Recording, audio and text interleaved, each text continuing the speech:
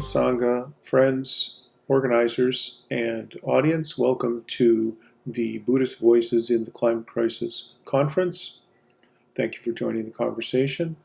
My name is John Negru. I am the publisher at Sumeru Buddhist Books and one of the co-sponsors of this event. Today I want to tell you a little bit about a project I've been working on but have not as yet been able to bring to completion. I'm going to ask for your help later. So we all come from many different walks of life. We have varying degrees of involvement with our Sangha. We may be solitary practitioners, or we may be deeply involved in our communities. But whatever our involvement, we know, if we're here today, that green Buddhist practice is a vital part of our shared future as human beings on this planet. So back in 2019, I was at the time very concerned about biodiversity and habitat loss. And so I helped to write and publish a free resource for Buddhist centers called the Buddhist Center Environmental Action Plan Toolkit. I worked with a highly cited ecology scientist and a landscape architect who specializes in sacred gardens, both of whom are Sumeru authors of other books. And we created a free, modifiable Microsoft Word template that religious organizations could use for environmental audits of their lands. It's available on my website, and it's been downloaded about 500 times. Many Buddhist centers are considering improvements to their properties, and that's a wonderful thing. They want to make them more energy efficient. They want to recycle more.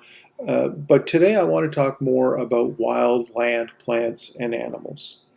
Not in the sense of nature providing environmental services to humans, but basically to celebrate and recognize our interbeing with all that embraces.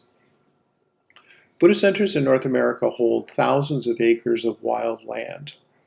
And we could be a shining beacon for environmentally forward-thinking policy and practice that we could be sharing with other people.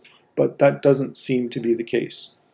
So responding to that, I reached out to 108 North American Buddhist centers with rural properties, inviting them to use the template that we had created and to share their results with others, including us, as role models.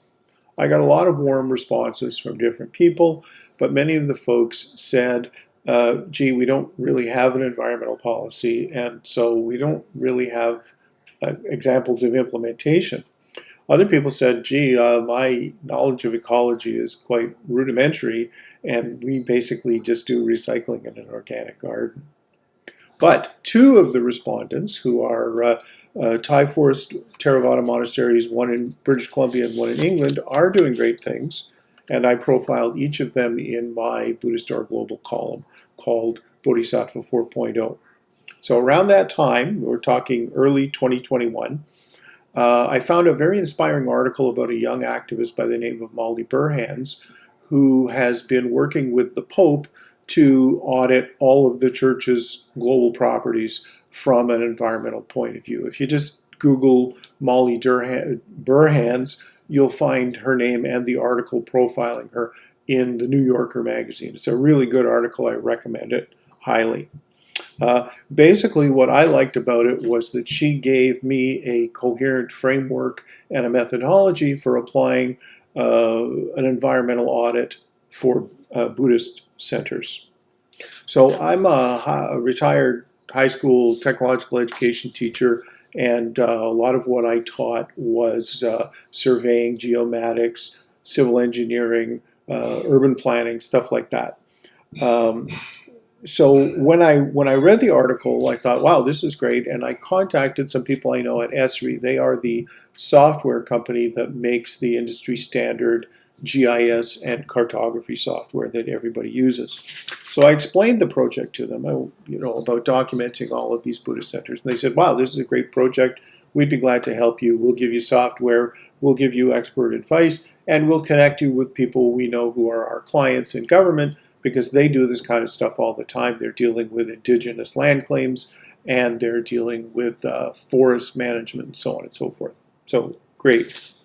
Then, boom, all of a sudden the pandemic hit and everything just kind of went fallow. So nothing's happened since then.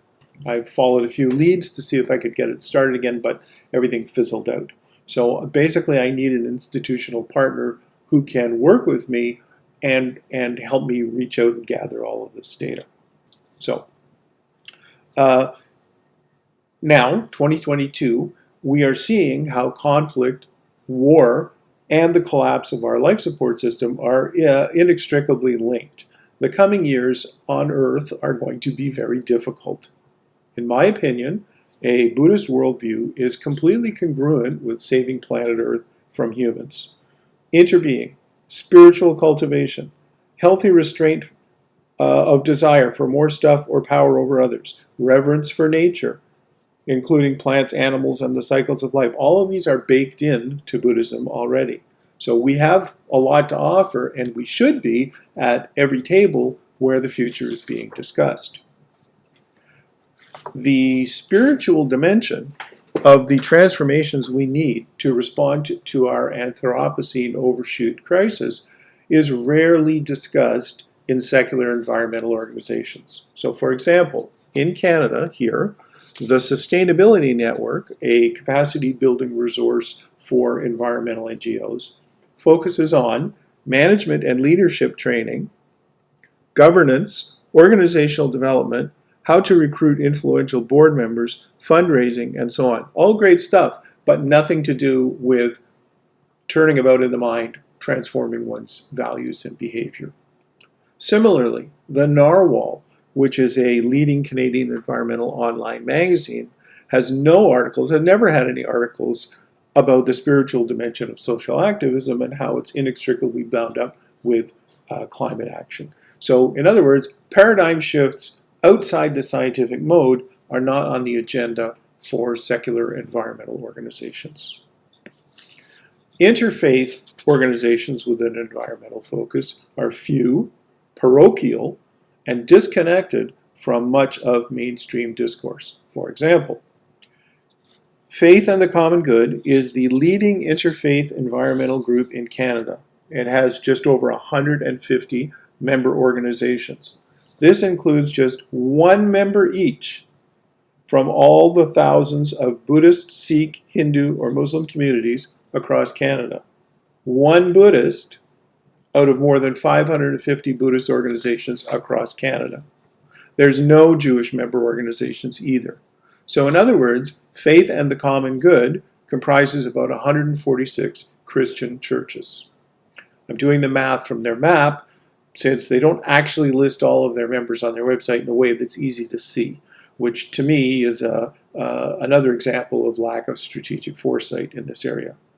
Of these churches in Faith and the Common Good, the vast majority, 76, are in downtown Ottawa and Toronto. Vancouver, for example, has only one member. There are 134 members in Ontario and only 3 in Quebec. So very, very messed up. Our Anthropocene overshoot crisis is no secret. But we know that sufficient evidence alone is insufficient to change people's values and behavior. We human beings are in denial about our tiny window of opportunity, and we're overwhelmed by the complexity of what lies ahead. But if we only focus on supply-side management, which is what a lot of environmentalists talk about, and we ignore the demand side, cooling down demand, and talking about degrowth, we're not going to succeed. So the way I see it, spiritual practice is the third leg of the stool. Less needs to be more, and I see a strong Buddhist connection here. In the United States, journalists and online publications like Anthropocene stick to scientific articles, or like Emergence or Loam, or Dark Mountain in the UK, provide moving but rather diaphanous suggestions about how to transform oneself and society for a regenerative future. There's a lot of magical thinking gap between what they would like their readers to do and what their readers actually understand and can do based on the articles. So I see a Buddhist connection here too, because the Eightfold Noble Path is a very robust methodology for guiding one's own life and society. We don't hear enough about that Eightfold Noble Path. So collectively, we are not doing a very good job of convincing people to stop flying everywhere for fun, stop buying stuff that they want but don't need, rethink their food webs, and unite in a common cause. Buddhists have very little to be smug about in this regard. So, for example, just recently I tried to post the Buddhist Center Environmental Action Plan Toolkit on the Extinction Rebellion Buddhists Facebook page. It was rejected by the admins because it did not, quote, advocate civil disobedience against the government, end quote. And that's just one example. Here's another one. A large and very well-funded Buddhist temple here in Canada has 4 really big rural properties northeast of Toronto, and they're building 4 enormous retreat centers on these 4 properties. The site plans that I've seen make no mention of preserving wild land. They're all about fancy gardens, lawns and vistas, and spectacular temple buildings in the architectural style of famous Asian monasteries. The temple fought a multi-year lawsuit with the government of Ontario to stop a few wind farms that were going to be built in the vicinity, and they complained that these wind farms were going to, quote, disturb the tranquility of their meditators, unquote. The projects were eventually canceled for political reasons, along with other wind farms around the province, but it had nothing to do with the temple's lawsuit. Another Buddhist temple here in Ottawa just moved to a 90-acre rural property outside the downtown core. When I saw the site plan pre-build, I asked what their environmental policy was going to be and what their land use was going to be like on these 90 acres. And the nun said, well, I'll ask the abbess. And that was several years ago, and they have not gotten back to me at all. So as humans and as Buddhist community leaders, we've got to do a much better job than just sharing memes on Facebook groups, showing up at protests with placards, or reenacting nostalgic tropes of Buddhism's golden age. We need role models of positive examples of real-world best practices for now and tomorrow from Buddhists regarding the environment, and this is really serious business. I think that documenting land use by Buddhist organizations is really important. Putting that educational resource out there for everybody to see, to use, to build on, and to be inspired by, I think is a really important thing. I want to see transparency, I want to see accountability, and I want to see collaboration.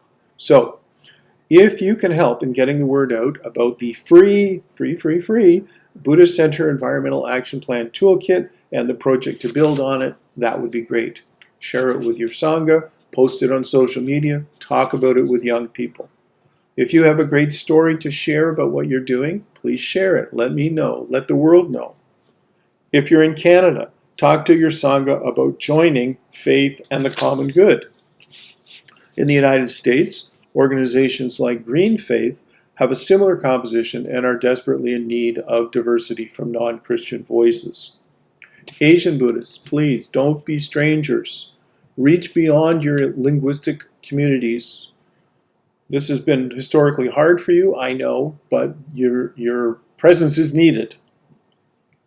Don't be afraid to join your local environmentalist community and contribute in any way you can. This is not about converting environmentalists to Buddhism.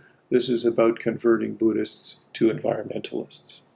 And if you would like to help me take this environmental audit of rural Buddhist centers to their next stage by volunteering your time and energy, that would be great. I'm volunteering my time and energy too. Please email me after the conference if you would like to connect, and thank you again for your time today. May the merit of this offering perfume the 10 directions and the 3 times. May it bring confidence to those fearful of the future. May it awaken the vows of Kshitigarbha, Earth Treasure Bodhisattva, in each of us. Tashisho.